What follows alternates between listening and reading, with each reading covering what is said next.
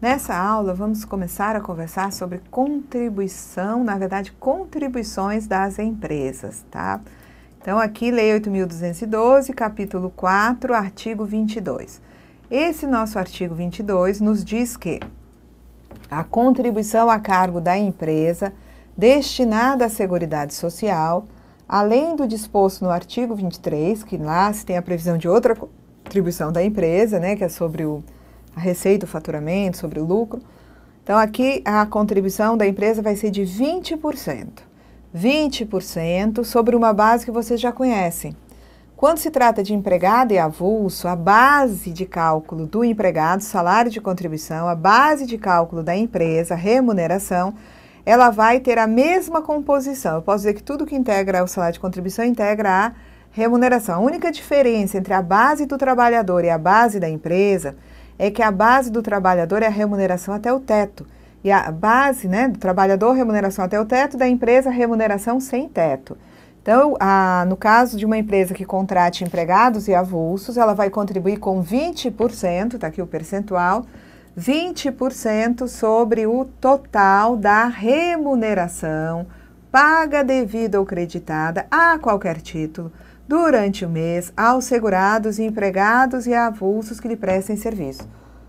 Tá? Então, vocês veem que aqui é a mesma apresentação que nós tivemos lá no artigo 214 e artigo 28 da lei, quando a gente falava, né, do salário de contribuição para empregado e avulso. Então, é 20% sobre a remuneração total, olha o total aqui, total sem teto, das remunerações pagas, devidas ou creditadas a qualquer título durante o mês aos segurados, empregado e avulso que lhe preste serviço, destinadas a retribuir o trabalho, qualquer que seja a sua forma, inclusive gorjetas, ganhos habituais sob a forma de utilidades e os adiantamentos decorrentes de reajuste salarial, quer pelos serviços efetivamente prestados, quer pelo tempo à disposição do empregador ou tomador de serviços, nos termos da lei ou do contrato, ainda de convenção, acordo coletivo de trabalho ou sentença normativa.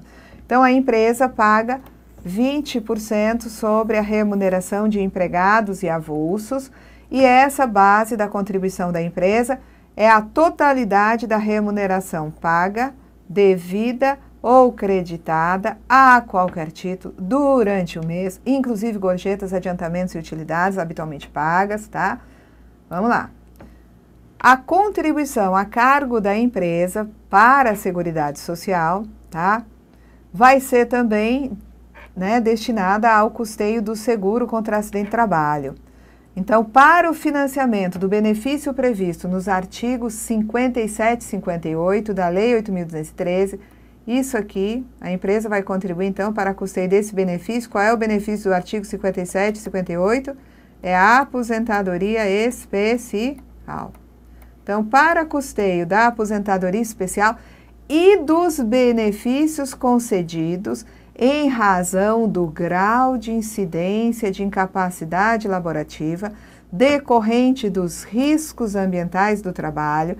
Aqui, né, grau de incidência de incapacidade laborativa decorrente dos riscos ambientais do trabalho. Essa contribuição, minha gente, é o SAT, Seguro contra Acidente de Trabalho, que é apresentada como sendo GIL-RAT ou até RAT. RAT de riscos ambientais do trabalho. Então, a contribuição destinada ao financiamento de benefícios concedidos em virtude do grau de incidência de incapacidade laborativa decorrente dos riscos ambientais do trabalho, tá? Então, existe a contribuição da empresa para financiar os benefícios acidentários, a aposentadoria especial. Essa contribuição que nós vamos ver aí incide sobre a base remunerações pagas ou creditadas a trabalhadores avulsos. Na verdade, é a mesma base dos 20%. Então, quando antes falou que a base era remuneração paga, devida ou creditada, sobre a remuneração paga, devida ou creditada, tanto incidem os 20%, quanto incidem essas contribuições aqui. 1%, 2% ou 3%. A título de contribuição para o financiamento dos benefícios concedidos em virtude do grau de incidência de incapacidade laborativa decorrente dos riscos ambientais do trabalho, é exatamente o SAT, Seguro contra Acidente de Trabalho, que trata lá na Constituição, tá? Então, se o grau de risco da atividade preponderante é considerado leve, a empresa vai pagar 1% de SAT. Se é considerado, tá, um grau de risco da atividade preponderante como sendo médio, a empresa paga 2%, e se o grau de risco da atividade preponderante é grave, a empresa paga 3%. Lembrando que essas contribuições devem ser ajustadas pelo fator acidentário de prevenção, podendo ser reduzidas até 50% ou aumentadas em até 100%. Então, a gente usa o termo SAT, Seguro contra Acidente de Trabalho, que é o que se utiliza lá no artigo 7º da Constituição. GIL-RAT, está aqui, eu não vou repetir de novo. RAT, Riscos Ambientais do Trabalho. É tudo a mesma coisa, 1, 2 ou 3%. Então, aqui vejam que a Constituição Federal, no seu artigo 7º, diz que é direito do trabalhador urbano e rural, além de outros que visem a melhoria de sua condição social, seguro contra acidente de trabalho, SAT, a cargo do empregador, sem excluir a indenização a que este está obrigado quando incorrer em dolo ou culpa. Então, conforme o grau de risco da atividade preponderante, a empresa contribui com 1%, 2% ou 3%. Onde é que a gente descobre qual é o grau de risco? Em um anexo do Regulamento da Previdência. Você tem o Código Nacional de Atividade Econômica e o correspondente grau de risco. Você procura a atividade da empresa e lá verifica se o risco da atividade é leve, médio ou grave, tá? Então, conforme o grau de risco, leve 1%, médio 2%, grave 3%. A atividade preponderante é a atividade econômica que ocupa na empresa o maior número de segurados, empregados e trabalhadores avulsos. Tá? Se eu tenho uma concessionária de veículos que tem naquele local de trabalho oficinas e vendas, 40 empregados na oficina, 50 empregados no setor de vendas, eu tenho como atividade preponderante aqui essa porque ela tem 50 empregados. Então, o grau de risco de vendas, que é considerado médio, o percentual é de 2%, vai se impor, tá? De modo que sobre a remuneração de 90 empregados, mesmo daqueles que exercem atividade que tem risco grave, eu vou aplicar 2%, tá? Bom, e ainda, aqui seria de número 3, nós já vimos número 1, número 2, aqui seria de número 3, tá? As empresas, segundo o artigo 22, inciso 3, também devem contribuir com 20% sobre as remunerações pagas ou creditadas a qualquer título no decorrer dos meses aos contribuintes individuais que lhe prestem serviço. Então, mais uma contribuição aqui, 20% também sobre a remuneração de contribuintes individuais. Sobre a remuneração de empregados e avulsos, nós temos os 20% e o SAT, 1 ou 2 ou 3%. Sobre a remuneração dos contribuintes individuais, 20%. Tá? E a base aqui é a remuneração paga ou creditada a contribuintes individuais. Número 4, artigo 22.4, outra contribuição da empresa, dessa vez de 15%, sobre o valor bruto da nota fiscal ou fatura de prestação de serviços, relativamente a serviços prestados por cooperados através de cooperativa de trabalho. Então, a contribuição é de 15%, sobre o valor bruto da nota fiscal ou fatura de prestação de serviços emitida por uma cooperativa de trabalho. Aqui tem que ser uma nota de uma cooperativa que cobra do contratante, empresa, tá? É a prestação de serviços dos seus cooperados. Então, os cooperados prestam serviço através da cooperativa e a cooperativa cobra do contratante, tá? O pagamento desses serviços. E ao emitir essa nota contra um contratante empresa, a empresa está obrigada a contribuir com 15%. Não é a cooperativa que paga, é a empresa contratante do serviço da cooperativa. E a base aqui é o valor bruto da nota fiscal ou fatura de prestação de serviços emitida pela cooperativa de trabalho.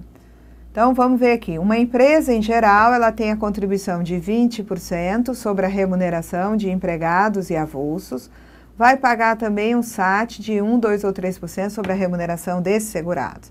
Se ela contrata contribuinte individual, se ela paga, remuneração pro labore a um sócio, que é um contribuinte individual, ela vai ter que contribuir com 20% sobre a remuneração do contribuinte individual. E quando a empresa se utiliza de serviços de cooperados através da sua cooperativa de trabalho, a empresa vai ter que contribuir com 15% sobre o valor da nota fiscal emitida pela cooperativa. Bom, no caso de bancos, comerciais, bancos de investimentos, bancos de desenvolvimento, caixas econômicas, sociedades de crédito, ou seja, se tratar de instituição financeira e também de entidades de previdência privada abertas e fechadas, tá?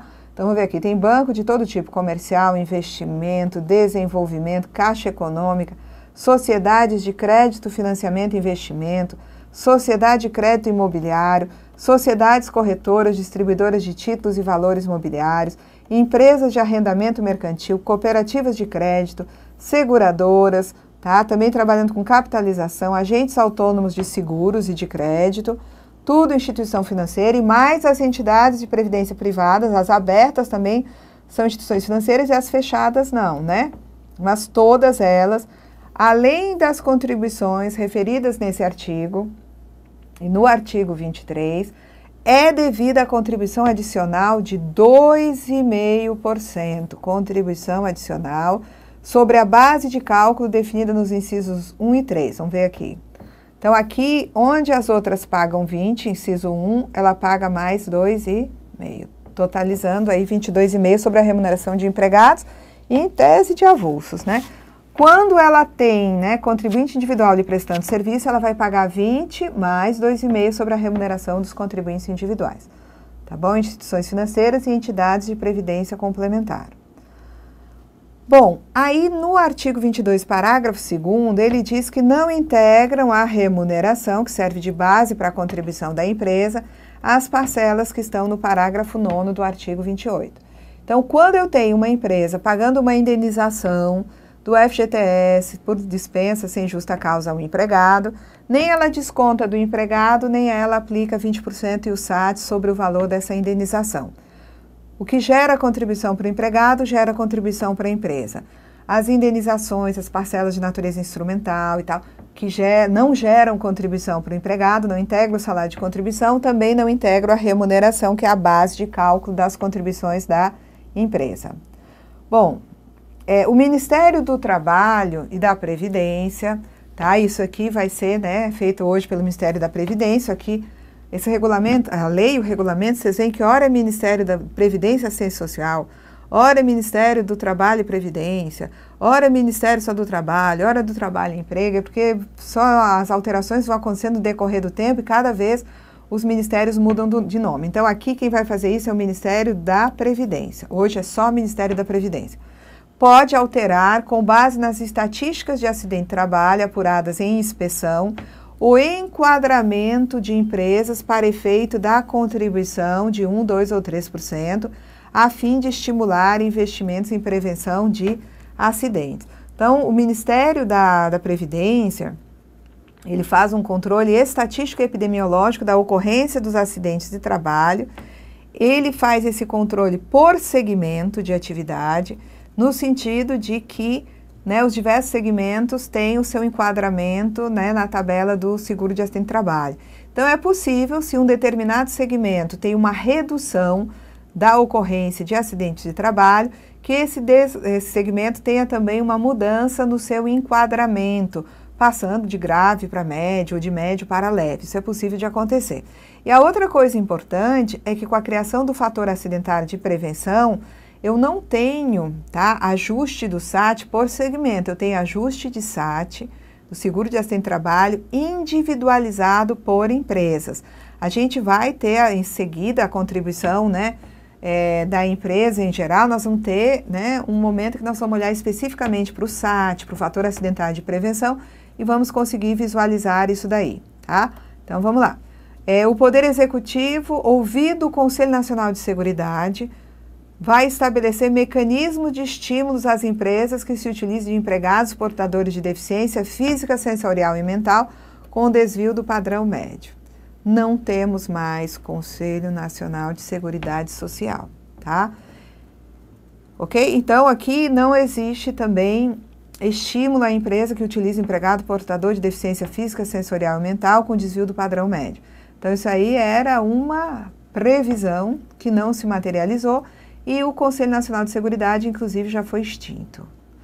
Tá? O disposto nesse artigo não se aplica à pessoa física, isso aqui foi revogado, esqueçam, tá? Que é a questão aí alineado o inciso 5 do artigo 12, tá? Trata, salvo engano, de contribuinte individual de produtor rural, pessoa física, tá? Vocês podem olhar lá nesse inciso, foi revogado, e depois a gente vai visualizar como é que funciona o pagamento do SAT quando um produtor, pessoa física, tem empregados a seu serviço. Parágrafo 6º. O parágrafo 6º, ele começa a trazer um assunto que são as contribuições a título de substituição. Então, aqui eu tenho uma empresa, que é a Associação Desportiva, que mantém equipe de futebol profissional, e o parágrafo nos diz que a contribuição dessa associação desportiva com equipe de futebol profissional para a Seguridade Social, em substituição à contribuição de 20% sobre a remuneração de empregados e avulsos, e em substituição à contribuição a título de seguro contra acidente de trabalho, vai ser de 5% da receita bruta, tanto da receita bruta, né, decorrente de espetáculos desportivos de que participem em todo o território nacional, como em qualquer modalidade esportiva, como essas associações esportivas vão pagar, né, 5% sobre a receita obtida de patrocínio, licenciamento do uso de marcas e símbolos, publicidade, propaganda e transmissão de espetáculos desportivos. Então aqui, em vez de ser a base remuneração de empregados e avulsos, nós vamos usar como base das contribuições dessa associação desportiva com equipe de futebol profissional a receita bruta originada de eventos desportivos de que ela participe em território nacional, em qualquer modalidade desportiva, inclusive no caso de jogos internacionais. Também será base dessa contribuição de 5% a receita bruta obtida com patrocínio, publicidade, propaganda, transmissão de jogos e licenciamento do uso de marcas e símbolos. Então vejam aqui vocês que enquanto uma empresa em geral paga 20% sobre a remuneração dos empregados, SAT 1, 2 ou 3 sobre a remuneração dos empregados, esses 20% e o SAT vão ser substituídos por uma alíquota de 5%, que vai incidir sobre todas essas receitas. Receita bruta de evento esportivo, patrocínio, publicidade, propaganda, licenciamento do uso de marcas e símbolos e transmissão de jogos. Essa daqui é paga normalmente pela associação desportiva e essa também, tá? Vamos lá. Cabe à entidade promotora do espetáculo desportivo a responsabilidade de efetuar o desconto de 5% sobre a receita bruta decorrente dos espetáculos desportivos e o respectivo recolhimento no prazo de até 2 dias úteis após a realização dos eventos. Então, a Confederação Brasileira de Futebol promove, né, o campeonato brasileiro lá, né, e aí 2 clubes jogam uma partida, tá? São associações desportivas com equipe de futebol profissional. A Confederação Brasileira vai ser obrigada a descontar 5% da receita da partida e esse valor por ela arrecadado vai ser repassado aos cofres da Previdência Social. Então, o que ele nos diz aqui é que quem recolhe os 5% sobre a receita dos eventos não é a própria associação desportiva, e sim a entidade promotora do espetáculo. E essa entidade promotora do espetáculo, federação, confederação, é obrigada a descontar e a recolher os 5% sobre a receita da partida até o segundo dia útil, até 2 dias úteis após a realização desse jogo, desse evento, tá? Cabe à associação desportiva que mantém equipe de futebol profissional informar a entidade promotora, a Confederação Brasileira de Futebol, se for o caso, todas as receitas auferidas no evento, discriminando-as detalhadamente. Então, a base dos 5%, quando é um evento desportivo, é a receita bruta. Leia-se bilheteria e tudo mais que for gerado de receita a partir daquele evento. Então, a confederação ela tem conhecimento da receita, mas ela não tem conhecimento de quanto foi a renda auferida com o estacionamento que pertence ao clube, à associação desportiva naquele jogo. Então, tudo que é receita gerada pelo evento compõe a base e a associação desportiva tem que informar a entidade promotora todas e quaisquer receitas auferidas no evento para compor corretamente essa base para aplicação dos 5%. No caso de a associação desportiva, que mantém equipe de futebol profissional, receber recursos de empresa ou entidade a título de patrocínio, licenciamento do uso de marcas e símbolos, publicidade, propaganda e transmissão de espetáculos, a empresa patrocinadora, tá? A entidade patrocinadora, fica com a responsabilidade de reter e recolher o percentual de 5% da receita decorrente do evento até o dia 20 do mês subsequente. Aqui não é o segundo dia útil, é dia 20 do mês seguinte. Então, por exemplo, uma determinada empresa, tá? Ela faz um contrato que determina a colocação da marca da empresa na camisa do jogador, tá? Então, o jogador entra em campo com, né, aquela empresa estampada no peito. É uma empresa que está pagando ao clube para dar publicidade ou está patrocinando o clube, enfim. Fato é que sobre essa receita de patrocínio de publicidade incide 5%. E quem é que vai ser obrigado a pagar?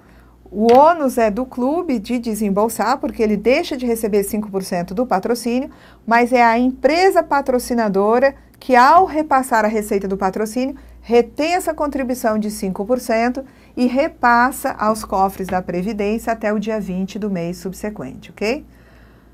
Não se aplica o disposto nos parágrafos 6º até o 9º, tá? Ou seja, de substituir os 20% e o SAT por uma contribuição de 5% sobre a receita às demais associações desportivas. Então, uma associação desportiva que não tem equipe de futebol profissional, ela vai funcionar como empresa em geral, nada de fazer essa substituição. Ela segue pagando 20% e o seguro contra acidente de trabalho sobre a remuneração dos empregados. Parágrafo 11 nos diz que o disposto nos parágrafos 6º ao 9º, de que trata esses parágrafos, da substituição, lá vai de novo, dos 20% e do SAT, que incidem sobre a remuneração dos empregados, por uma contribuição de 5% sobre a receita bruta, né, de eventos desportivos, patrocínio, publicidade e tal. Então, essa substituição aplica-se à associação desportiva que mantém equipe de futebol profissional e atividade econômica organizada para a produção e circulação de bens e serviços e que se organize regularmente segundo um dos tipos regulados, né, pelos, né, artigos 1039 e 1092 do Código Civil. Então, aquelas associações desportivas organizadas sob a forma de empresas, tá, que tenham tanto, né, a atividade esportiva, que tenham equipe de futebol profissional e tenham atividade econômica organizada para a produção e circulação de bens e serviços. Então, além da atividade desportiva do futebol profissional, de várias modalidades de esporte que podem existir também tem, né, a atividade de produção e circulação de bens e serviços, mas ela tem que se organizar sob a forma de empresa para, conforme previsto no Código Civil, para ter essa substituição das contribuições sobre a remuneração dos empregados pela contribuição de 5% sobre a receita. Agora, o disposto no parágrafo 11, no que diz respeito à substituição das contribuições sobre a remuneração dos empregados pelos 5% sobre a receita, aplica-se apenas às atividades diretamente relacionadas com a manutenção e administração de equipe profissional de futebol, não se estendendo às outras atividades econômicas exercidas pelas referidas sociedades empresariais beneficiárias, tá? Então, se existem, né, outras atividades, tá? Você passa a ter o tratamento relativamente a essas outras atividades como sendo de uma empresa normal, sem ter a contribuição a título de substituição, tá? Parágrafo 12 vetado. Parágrafo 13. O parágrafo 13 desse artigo nos diz a mesma coisa que nós já vimos lá atrás no regulamento, que não é para considerar remuneração direta ou indireta aquilo que a entidade religiosa destina para os seus, né, componentes, para o mistério religioso ou para a subsistência dos componentes, dos integrantes dessa entidade, desde que esse valor destinado aos religiosos não seja condicionado à quantidade e à natureza do trabalho executado. Então, o religioso, para executar sua atividade religiosa, para a sua subsistência, vai receber valores da entidade religiosa, da instituição religiosa, que independem de qualquer tipo de trabalho que ele faça e da quantidade de trabalho. Isso não é remuneração. Agora, se os valores dependerem da natureza e da quantidade do trabalho, aí descaracterizou essa condição aí, passa a ser remuneração.